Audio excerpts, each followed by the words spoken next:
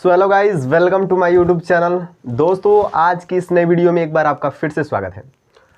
दोस्तों, वैसे हम लोग क्लास 10th के फिजिक्स का सेकंड चैप्टर का ये पार्ट 2 कवर कर रहे हैं। ठीक है, पार्ट 2 है। अगर आप इसका पार्ट 1 नहीं देखें तो पार्ट 1 पहले देख लीजिए, तभी आपको इस सेक्शन जो है पूरा समझ में आएगा, और अन्यथा नहीं आएगा।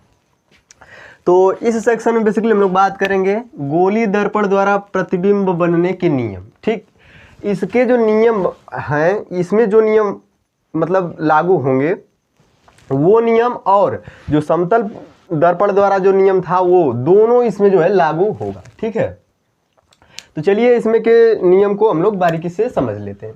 देखिए, जो गोली दर्पणों द्वारा प्रतिबिंब बनने के नियम है वो टोटल कितने होते हैं? तो 3 होते हैं। कितने नियम होते हैं? 3। ठीक, 3 नियम होते हैं। ठीक है, 3 नियम। अब इसमें से प्रथम नियम को देख लेते हैं। ठीक, प्रथम नियम, एक एक नियम को बारीकी से समझिएगा, विस्तार से समझेंगे। मुख्य अक्ष के समांतर जाने वाली किरण, इसको प्रथम नियम के अनुसार क्या है कि मुख्य अक्ष के समांतर जाने वाली किरण परावर्तन के पश्चात, पश्चात मतलब बाद, मुख्य फोकस से होकर जाती है। कहने का सेंस का है, जैसे मान लीजिए आपका अवतल दर्पण, कौन सा दर्पण है? अवतल दर्पण। इसमें ये जो आपकी रेखा है, ये वाली टोटल रेखा, ये कौन सी रेखा है? ये है आपका मुख्य अक्ष। ये क्या है? मुख्य अक्ष। ठीक है, ये आपकी मुख्य अक्ष। अब देखिए, मुख्य अक्ष ये है, ये मान लेते हैं हम, इसका क्या है? वक्रता केंद्र है, और ये जो है इसका ये फोकस है। ठीक है, ये फोकस है, ये वक्रता केंद्र है। और दर्पण के एकदम बीच वाला पॉइंट, ये दर्पण है टोटल, तो इसका बीच वाला पॉइंट क्या कहलाता है? ध्रुव कहलाता है। ये पोल है आपका, पी से इसको डिनोट करते हैं। ठीक है, अब इसमें होता क्या है कि प्रथम नियम के अनुसार क्या कह रहा है कि मुख्य अक्ष के समांतर जाने वाली किरण, देखिए अगर हम कोई प्रकाश किरण ऐसे ले जाएं जो मुख्य अक्ष के बिल्कुल समांतर जाए। ठीक, जैसे मान लीजिए ये एक किरण जा रही है। ठीक, ये क्या है? ये अगर जा रही है तो देखा जाए तो इसके बीच जो अंतर है यानी डिफरेंस है वो बिल्कुल सेम है। ठीक, यानी अंतर इन दोनों के बीच क्या है? एकदम समान है। यानी ये जो किरण जा रही है ये इसके समांतर यानी मुख्य अक्ष के समांतर है। ठीक, तो जब कोई प्रकाश किरण मुख्य अक्ष के समांतर जाती है, ठीक, तो वो कहाँ से होकर जाती है? तो वो परावर्तन के पश्चात मुख्य फोकस से होकर जाती है। अब मुख्य फोकस कहाँ है? मुख्य फोकस को डिनोट करते हैं कैपिटल एफ से। ठीक, कैपिटल एफ से इसको डिनोट करते हैं। ये रहा इसका मुख्य फोकस, यानी कि ये जो प्रकाश किरण है वो टकराने के बाद कहाँ से जाएगी? जैसे मान लीजिए यहाँ से टकराएगी तो कहाँ होगी? परिवर्तित होगी इधर, तो परावर्तित होगी तो किससे होकर जाएगी? इस फोकस से होकर जाएगी। बात समझ आया? इस फोकस से होकर जाएगी। ये रहा प्रथम नियम कहने का सेंस। ये तो ऐसे डायरेक्टली लागू हो जाता है अवतल दर्पण में, लेकिन उत्तल दर्पण में इसे डायरेक्ट लागू नहीं होगा। उसमें जो है आभास किया जा सकेगा कि मतलब फोकस से होकर जा रही है। देखिए कैसे, ये मान लेते हैं इसका जो है मुख्य अक्ष है। ठीक, ये उत्तल दर्पण का क्या है? मुख्य अक्ष है। अब मुख्य अक्ष के समांतर एक किरण भेजते हैं। ठीक, जैसे मान लीजिए ये कोई किरण जा रही है। ठीक, ये कोई किरण जा रही है। ठीक, अब देखिए परावर्तन के पश्चात अब इसका फोकस तो इधर है, फोकस पॉइंट इधर है, वक्रता केंद्र भी इधर है। ठीक, दोनों उस साइड है, लेकिन ये परावर्तन के पश्चात उस साइड जाएगा नहीं, काहे कि लेंस तो है नहीं कि आर पार कर देगा। ये दर्पण है, दर्पण में तो आर पार करता नहीं, ट्रांसपेरेंट नहीं होता है। ठीक, तो ये क्या करेगा कि ये परावर्तन के पश्चात क्या करेगा? इधर ही रिफ्लेक्ट हो जाएगा। ठीक, यानी कि इधर ही चला जाएगा कुछ इस प्रकार से। ठीक, इस प्रकार से जो किरण चली जाएगी, यानी कि ऐसे जाएगी मुख्य अक्ष के समांतर अगर कोई किरण जाएगी तो परावर्तन के पश्चात इस प्रकार से चली जाएगी।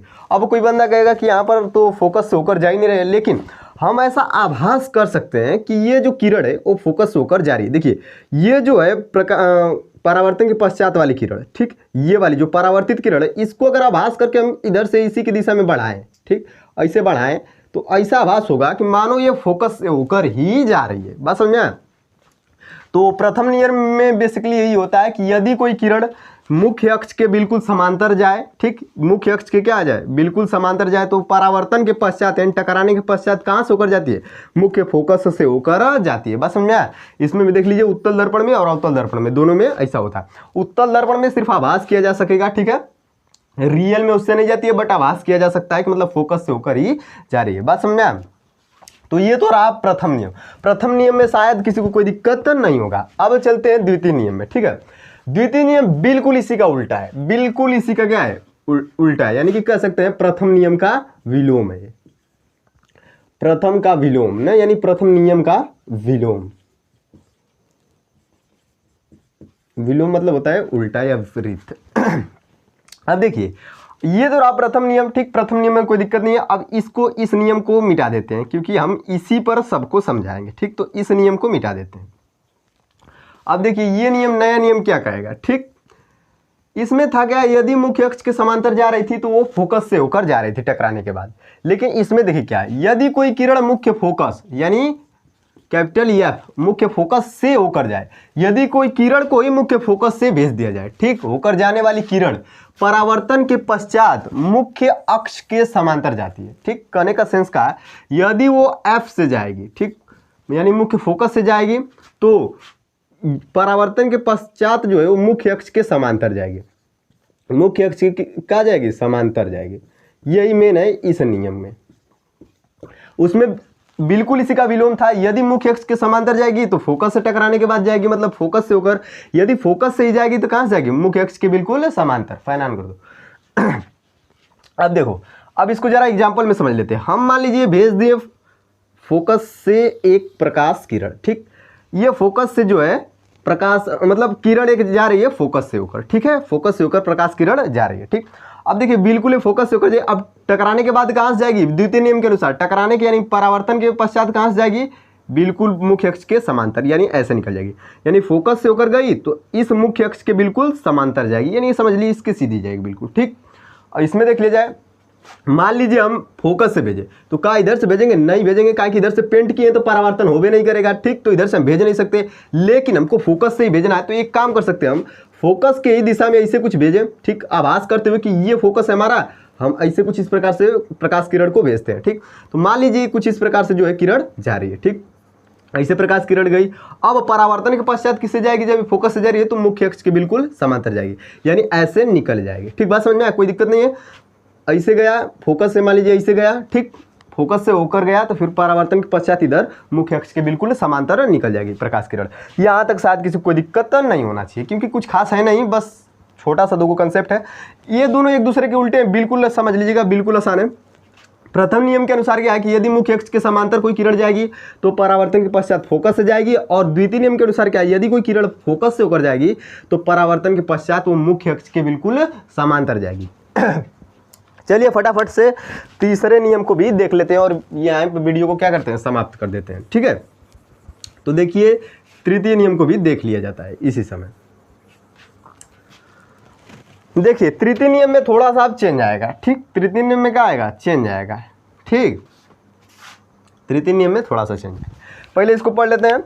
वक्रता केंद्र से होकर जाने वाली किरण, ठीक। वक्रता केंद्र से, वक्रता केंद्र का होता है EC, ठीक। वक्रता केंद्र अगले वीडियो में बताए थे, वक्रता केंद्र होता क्या है, ठीक। तो ये जो है आपका वक्रता केंद्र है, इससे कोई होकर जाने वाली किरण परावर्तन के पश्चात यानी टकराने के बाद, ठीक, अपने ही मार्ग में वापस लौट जाती है, यानी कि जिधर से आई हुई रहती है उधर ही टकराने के बाद क्या हो जाती है, वापस लौट जाती है। जैसे मान लीजिए कोई एक किरण भेजते हैं जो कि बिल्कुल इससे जाए वक्रता केंद्र से, ठीक, ये दर्पण पर डायरेक्ट पड़ गया, ठीक। ये जब दर्पण पर डायरेक्ट किरण पड़ी तो ये जो किरण है वो टकराने के बाद क्या होगा, बिना किसी विचलन हुए जिस मार्ग से आई थी उसी मार्ग से फिर से क्या होगी, किरण चली जाएगी, ठीक। ऐसे दो एरो बना देंगे, एक इधर का एक इधर का, तो ऐसा लगेगा कि जिधर से जा रही है उधर से आ रही है। यानी कि जब वक्रता केंद्र से जाएगी तो बिना किसी विचलन के एकदम जिस मार्ग से जाएगी उसी मार्ग से टकराते हुए वापस चली आएगी। इसी तरह इसमें देखिए, अब इधर से किरण भेजेंगे नहीं, क्या कि परावर्तन होगा नहीं, तो हम इधर से भेजेंगे। तो मान लीजिए हम C की दिशा में भेज रहे हैं, मान लेते हैं ऐसे कुछ इस प्रकार से C से होकर जा रहा है, ठीक। मान लेते हैं C से होकर जा रहा है, ये कोई प्रकाश किरण है जो वक्रता केंद्र से होकर जा रहा है। तो जब जाएगा वक्रता केंद्र से तो आएगा किस से, बिल्कुल उसी मार्ग में उसी दिशा में, ठीक। तो देखिए इधर जा रहा था, तब इसी के विपरीत दिशा में इधर आ जाएगा, ठीक, परावर्तन के पश्चात यानी टकराने के बाद, ठीक। तो दो एरो बना देंगे तो ऐसा लगेगा जिधर से जा रहा है उधर से आ रहा है, मार्ग एक ही रहेगा, विचलन तनिक भी इसमें नहीं होगा। तो इस प्रकार जो तीन नियम थे वो हमारे जो है समाप्त हो चुके हैं। किसी को शायद कोई दिक्कत तो होना नहीं चाहिए। देखिए एक बार पुनः रिवाइज करते हैं।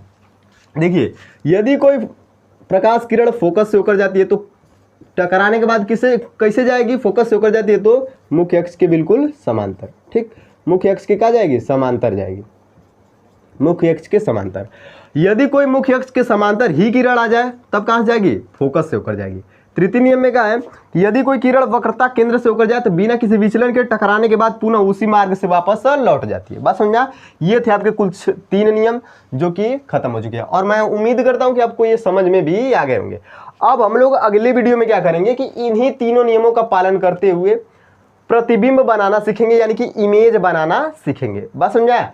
इन्हीं तीनों नियमों का पालन करते हुए। ये एक नियम और होता है जो कि समतल दर्पण वाला ही है। यदि कोई प्रकाश किरण पोल पर ही डायरेक्ट गिर जाए, यानी कि डायरेक्ट ध्रुव पर गिर जाए, ठीक, तो जितने एंगल पर आता है उतने ही एंगल पर वापस चला जाता है, ठीक। यानी कि यहाँ से जो इसका आपतन कोण रहेगा वो परावर्तन कोण के बराबर रहेगा, उसी में हम लोग पढ़ चुके हैं, ठीक। तो ये भी एक नियम इसमें कभी कभी लागू हो जाता है, तो इसको भी आप लोग ध्यान रखिएगा, ठीक है, जो कि अगले वीडियो में काम आएगा, ठीक। तो ये जो 3 नियम थे समाप्त हो गए हैं। मैं आशा करता हूँ आपको वीडियो अच्छा लगा होगा। अगर गाइस वीडियो अच्छा लगा होगा तो प्लीज़ वीडियो को लाइक कर देना भाई, साथ ही चैनल पर नए तो चैनल को सब्सक्राइब कर देना। चलिए मिलते हैं नेक्स्ट वीडियो में, तब तक के लिए बाय, जय हिंद, जय भारत, आपका दिन शुभ रहे।